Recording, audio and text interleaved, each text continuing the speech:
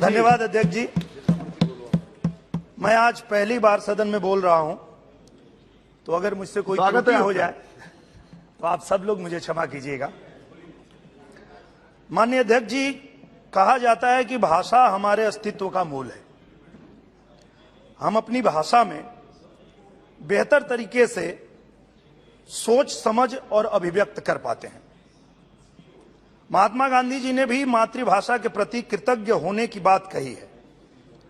इसी भावना के साथ पिछले 5 दशक से करोड़ों भोजपुरी भाषी एक आस लगाए बैठे हैं कि भोजपुरी को संवैधानिक दर्जा मिले, उसे संविधान की 8वीं अनुसूची में शामिल किया जाए।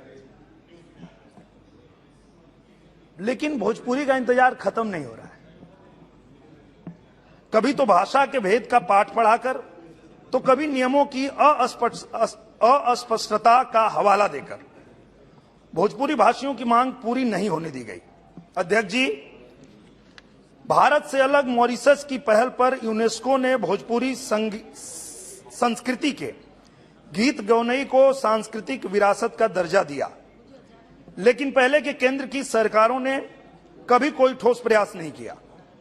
मोदी जी की सरकार ने सकारात्मक पहल करते हुए केंद्रीय संस्कृति मंत्रालय ने भोजपुरी फिल्म समारोह का आयोजन किया, जिसके लिए मोदी सरकार जी का करोड़ों भोजपुरी भाषी हृदय से धन्यवाद करते हैं। सभी जानते हैं कि भोजपुरी भाषा की यह लड़ाई 1967 से जारी है। 1960 में पहली बार इसके लिए बिल लाया गया।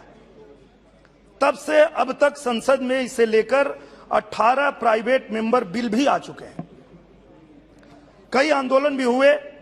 16 देशों में बोली जाने वाली भाषा, जिसकी जड़ें लगभग 1000 साल पुरानी है, जिसको भारत से बाहर कई देश स्वीकार कर चुके हैं, जिसको यूनेस्को सम्मान दे रहा है, क्या इस भाषा को अपने देश में संवैधानिक दर्जा का हक नहीं है? अध्यक्ष जी,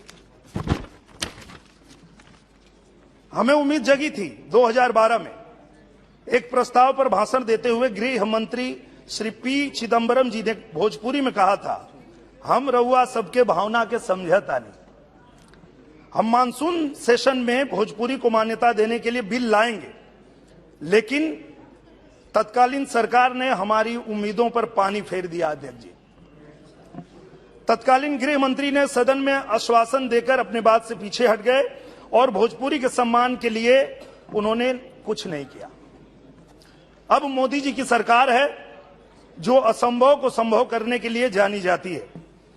मुझे पूरा विश्वास है कि अब तक जो संभव नहीं हो पाया वो मोदी जी की सरकार में जरूर संभव होगा। हमारी भोजपुरी को संवैधानिक दर्जा मोदी सरकार में अवश्य मिलेगा। माननीय अध्यक्ष जी, हमें पूरा भरोसा है कि सदन मेरी बातों को गंभीरता से विचार करेगा। आपने मुझे इतना समय दिया और सम्मानित सदस्य साथियों ने सुना, इसके लिए मैं सभी का बहुत बहुत आभार व्यक्त करता हूं। जय भारत, जय भोजपुरी।